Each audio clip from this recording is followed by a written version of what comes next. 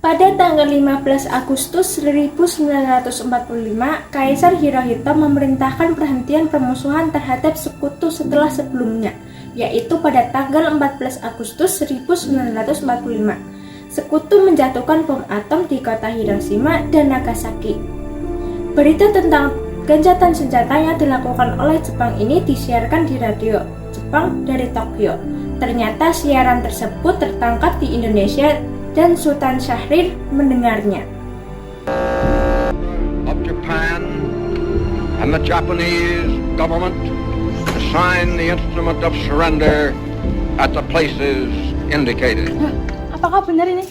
Aku harus cepat memberitahu yang lain. Teman-teman, apakah kalian sudah dengar kekalahan Jepang? Belum, Bung. Benarkah itu? Apa yang terjadi dengan Jepang? Dari yang kudengar, sekutu telah menjatuhkan bom di kota Hiroshima dan Nagasaki. Benarkah itu? Berarti kita harus segera memproklamasikan kemerdekaan. Benar itu, Jepang sudah tak ada lagi wewenang di negeri ini. Kita harus memanfaatkan momen ini. Setelah mendengar berita kekalahan Jepang, Sairan Saleh segera merencanakan pertemuan dengan anggota golongan muda lainnya untuk membicarakan masalah proklamasi kemerdekaan. Pertemuan ini dilangsungkan di Jalan Pegangsaan Timur No. 17 Jakarta pukul 20.00 WIB. Teman-teman, sudahkah kalian mendengar berita kekalahan Jepang? Belum kawan, bagaimana engkau tahu tentang semua itu? Saya mendengar itu dari radio pada saat saya berkumpul dengan Soekarni dan juga Syahrir. Berarti negara kita sekarang dalam kondisi vakum power. Betul sekali, dan kita harus memanfaatkan hal itu untuk memproklamasikan kemerdekaan. Tepat sekali. Kalau begitu, kita harus membagi tugas. Sairul dan Darwis, kalian harus pergi ke kediaman Soekarno untuk menyampaikan kabar ini. Saya dan Wikana akan ke pemuda lainnya untuk merebut kekuasaan dari Jepang. Oke, kita laksanakan sekarang. Yuk. Di kediaman Soekarno, Kita harus memproklamirkan kemerdekaan sekarang, Bung. Apa kalian tidak memikirkan bahaya yang kita dapat jika kita memproklamasikan kemerdekaan ini secara cepat? Jepang pasti menyerang kita. Tapi ini saat yang tepat, Bu. Kita sudah ratusan tahun dijajah oleh Jepang. Mengapa kau tidak memikirkan rakyat yang ada di sini? Kita belum cukup kuat untuk menghadapi Jepang. Baru nanti kita akan menghadapi Belanda yang akan menguasai negeri ini. Jika kau tidak percaya dengan perkataan saya, lalu kenapa kau datang kepada Soekarno untuk memproklamasikan kemerdekaan? Haruskah kita mendengar perkataan itu? Bukankah kita sudah bisa bangkit tanpa Jepang? Coba bayangkan bagaimana untuk kita tetap merdeka di atas kekuatan kita sendiri. Tapi semakin cepat memproklamirkan kemerdekaan, semakin cepat kita mengakhiri penderitaan rakyat yang sudah ditanggung selama ini. Ini saatnya yang kita tunggu-tunggu bangsa kita, Bung. Baiklah, tapi berikan kami waktu untuk sebentar untuk berunding. Kemudian para anggota golongan tua yang berada di kediaman Soekarno langsung membicarakan permasalahan tersebut. Bagaimana ini? Para pemuda meminta untuk memproklamasikan kemerdekaan. Tapi kita tidak boleh bergabung, Bung. Kita masih perlu waktu untuk mempersiapkan semua ini agar berjalan dengan lancar. Saya setuju. Menurut saya yang terpenting itu menghadapi sekutu yang mau menguasai negeri ini. Untuk masalah kemerdekaan itu bisa dibicarakan di sidang PPKI 18 Agustus mendatang. Lalu, bagaimana dengan pendapat golongan muda? Apakah kita abaikan saja? Ya, mereka masih terlalu muda untuk memikirkan ini, sehingga mereka tidak bisa berpikir untuk jangka panjang. Kita harus mempersiapkan ini dengan matang agar bisa lancar nantinya. Baiklah, Bu. Berarti kita semua sepakat ya? Setelah selesai berunding, para golongan tua segera menemui para anggota golongan muda yang menunggu di luar ruangan. Setelah kami berunding tadi, kami memutuskan untuk tidak tergesa-gesa dalam melakukan proklamasi kemerdekaan. Dan hal ini akan dibicarakan nanti di PPKI. Dengan berat hati mendengar keputusan tersebut, para pemuda pun meninggalkan kediaman Soekarno. Tetapi mereka tidak putus asa. Mereka pun menyusun strategi bagaimana membujuk Soekarno dan Muhammad Hatta untuk memproklamasikan kemerdekaan segera mungkin.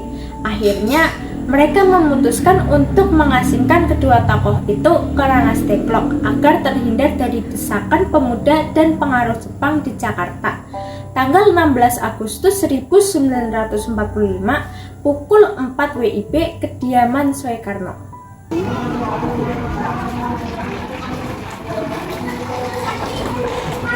Assalamualaikum. Apa ada Bung Karno di sini? Ya, Dina. Boleh tolong panggilkan? Baik, saya akan segera panggilkan. Aku rasa Bung Karno sedang bersama Bung Hatta. Sepertinya begitu. Oh, rupanya Bung Karno dan Bung Hatta sedang bersama. Oh iya, kenapa saudara tampak seperti ini? Kami bermaksud untuk membawa Anda dan Soekarno pergi ke tempat pengasingan. Tempat pengasingan? Apa yang saudara maksudkan? Ya, kami bermaksud untuk mengamankan kalian dari rakyat dan Jepang. Baiklah, kami akan ikut. Sebaiknya Anda juga membawa Ibu Fatmawati dan anak Anda agar keselamatan mereka terjaga. Baiklah, saya akan mengajak mereka.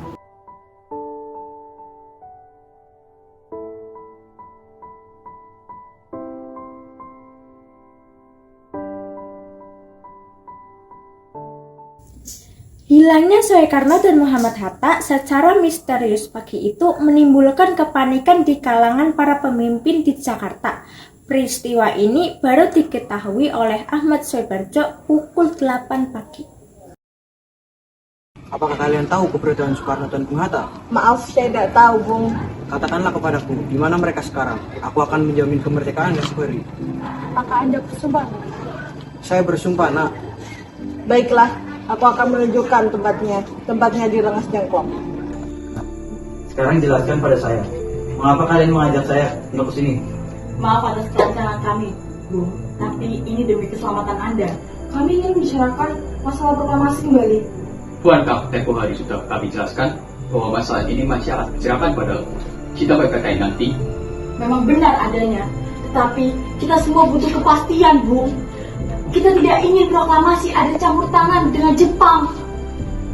Ya benar, namun kita masih terlalu cepat untuk memproklamasikan kemerdekaan kita. Dan kita masih belum siap serta membutuhkan bantuan Jepang untuk kemerdekaan kita. Bagaimana jika perkataan Jepang mengenai kemerdekaan hanya sejumlah istilah? Apa yang akan dilakukan?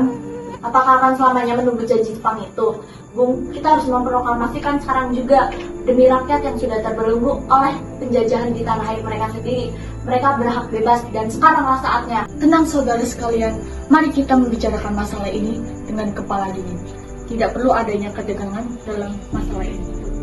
Permisi, maaf saya harus membawa Soekarno dan Muhammad Hatta. Untuk apa? Untuk menyelesaikan masalah ini.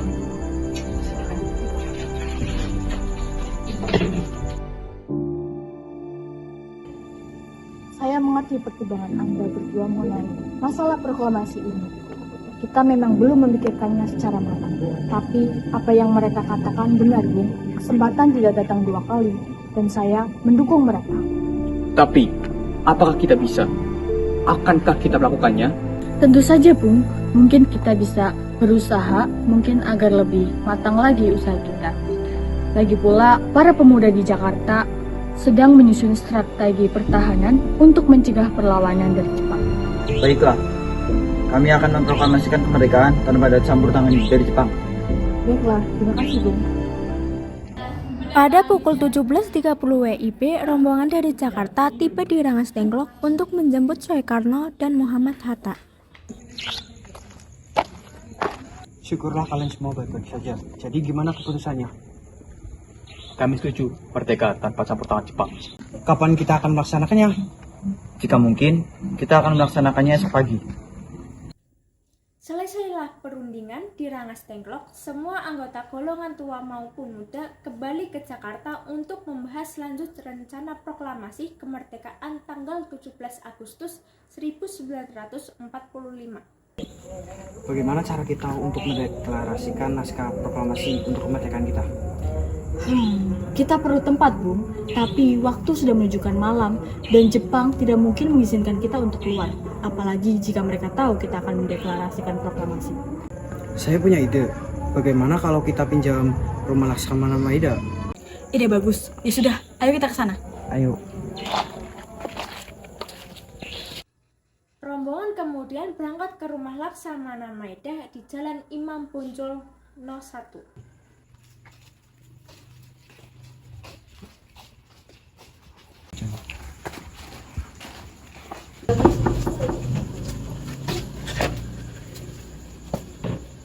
Ada apa, Bung? Maaf, kami mengganggu Anda malam-malam begini. Kami perlu tempat untuk membicarakan rencana kemerdekaan yang akan dilangsungkan esok hari. Oh, benarkah begitu? Saya terus senang mendengarnya. Masuklah, tidak apa-apa. Saya akan sediakan ruang untuk kalian berdiskusi. Saya tidak dulu. Terima kasih Pak Berbeda. Ya, sama-sama. Perumusan teks proklamasi dilakukan di rumah makan Maida. 3 eksponen pemuda yaitu Soekarni, Sudiro, dan BM Dia menyaksikan Soekarno, Muhammad Hatta, dan Besar Ahmad Subarjo membahas perumusan naskah proklamasi. Acara perumusan naskah proklamasi berjalan lancar. Tidak ditemukan kesulitan untuk menemukan rumusan yang tepat. Sebagai hasil pembicaraan mereka bertiga, diperolehlah rumusan yang ditulis tangan oleh Soekarno. Pada tanggal 17 Agustus 1945, pukul 4 pagi, bacakanlah rumusan naskah proklamasi untuk yang pertama kalinya di depan para hadirin yang berada di rumah Maida yang langsung disetujui. Namun, kemudian timbullah persoalan tentang siapa saja yang akan menandatangani naskah proklamasi. Menurut saya, naskah ini jangan sampai ditandatangani oleh PPKI. Memang kenapa? Lalu siapa yang akan menandatanganinya? Ya siapa saja, PPKI kan bentukan dari Jepang. Kalau seperti itu, berarti proklamasi ada campur tangannya dengan Jepang. Kan kita sudah sepakat dari awal kalau ini tidak ada campur tangannya dengan Jepang.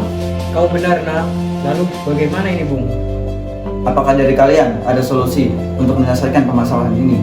Oh, bagaimana jika naskah ini ditandatangani oleh para hadirin yang telah datang? Seperti Amerika menandatangani teks deklarasinya. Jangan, kita tidak boleh meniru. Kita harus berbeda dari bangsa yang lain. Lalu, bagaimana Bung Arham? Karena semua ini berkat jasa-jasa rakyat Indonesia, berarti atas nama bangsa Indonesia. Saya setuju, dan saya punya usul. Bagaimana jika yang menandatangani teks ini Anda dan Bung Hatta? Bagaimana semuanya? Usul yang bagus. Bagaimana para hadirin? Setuju! Setelah semuanya setuju, Soekarno memerintahkan Sayyidul Malik untuk mengetik teks proklamasi. Kalian berdua ikut saya. Baik, Bung.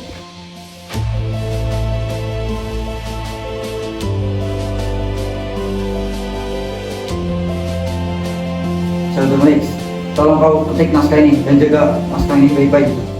Baik, Bung. Sayyidul Malik pun mengetik teks tersebut.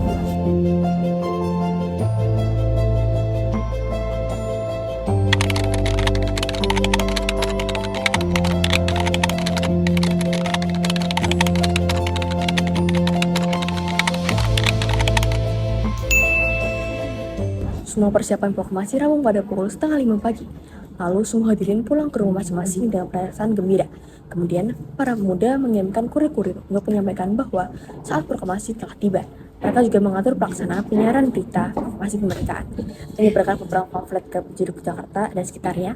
Pengeras suara diusahakan seadanya. Semua dilakukan agar rakyat dapat turut menyaksikan momen paling berharga untuk bangsa Indonesia. Pada saat yang sama, Soekarno dan Ibu Fatmawati sampai di kediaman mereka dan berbincang sejenak. Alhamdulillah, akhirnya semua ini berjalan dengan lancar, Bu. Terima kasih sudah menemani Bapak di saat-saat yang sulit seperti ini. Ya Pak, terima kasih Gusti Allah telah memberikan jalan untuk negara kami. Oh ya Pak, apakah Bapak udah ada rencana untuk besok? Sudah, kami akan melakukan upacara bendera merah putih dan diiringi oleh lagu karya Bung Supratman, Indonesia Raya. Bukannya belum ada bendera ya Pak? Lantas bagaimana? Oh iya, Bapak lupa. Bagaimana kalau Ibu saja yang menjahitkan bendera itu? Baiklah Pak, tapi Ibu hanya ada kain merah dan putih. Bagaimana? Tentu saja. Yang penting kita sudah mempersiapkan bendera itu. Baiklah, Ibu juga punya ide. Bagaimana kita namakan saja bendera itu Sang Saka Merah Putih? Bagaimana? Ide yang bagus. Bendera pusaka, Sang Saka, dan warnanya merah putih. Sang Saka merah putih. Brilian. Pilihan. Hari Jumat, pada tanggal 17 Agustus 1945, pukul 10 pagi, di Jalan Pengasaan Timur, nomor 56, dilangsungkan proklamasi kemerdekaan Indonesia. Sesaat sebelum upacara dimulai, Remurtri. Ada apa, Bung? Tolong kau kibarkan bendera ini sebagai bentuk kejayaan bangsa kita. Baik, Bung. Saya akan menyuruh anak didik saya untuk mengibarkannya. Hai kalian. jaga baik-baik bendera ini. Kalian mendapat kehormatan untuk mengibarkan bendera ini. Siap, Komandan. Kami tidak akan mengecewakan Anda. Langkah tegak maju, jalan.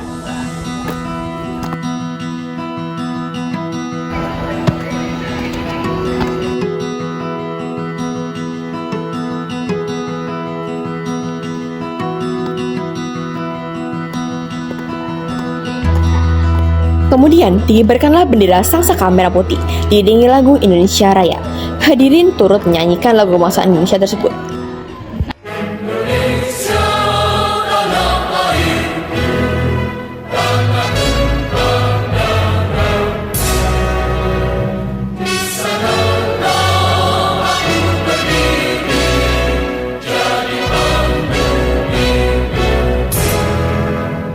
Saudara-saudara sekalian, saya telah meminta saudara hadir di sini untuk menyaksikan peristiwa maha penting dalam sejarah bangsa kita. Berpuluh-puluh tahun, kita, bangsa Indonesia telah berjuang untuk merdeka, bahkan telah beratus-ratus tahun lamanya. Gelombang aksi kita tidak putus dalam berjuang untuk memerdekakan negeri ini, jatuh bangun, menyusun kekuatan untuk menggapai cita-cita Indonesia bebas dari penjajah bangsa lain. Semalam, kami, para pemuda-pemuda rakyat Indonesia dari berbagai penjuru, bergabung untuk memusyawarahkan, dan permusyawaratan itu seianya sekata berkata, inilah saatnya bagi kita untuk mengobarkan api revolusi kemerdekaan Indonesia. Saudara sekalian, dengan ini kami menyatakan kebulatan tekad itu. Dengarkanlah proklamasi kami. Proklamasi kami bangsa Indonesia dengan ini menyatakan kemerdekaan bangsa Indonesia. Hal-hal yang mengenai pemindahan kekuasaan dan lain-lain diselenggarakan dengan cara seksama dan dalam tempo yang sesingkat-singkatnya. Jakarta, 17 Agustus 1945. Atas nama bangsa Indonesia, Soekarno-Hatta. Merdeka! Merdeka!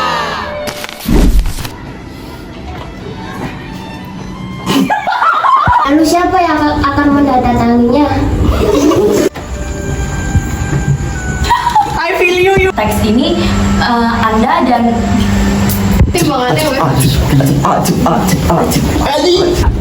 Jatuhkan bom di Nagasaki dan Hiroshima.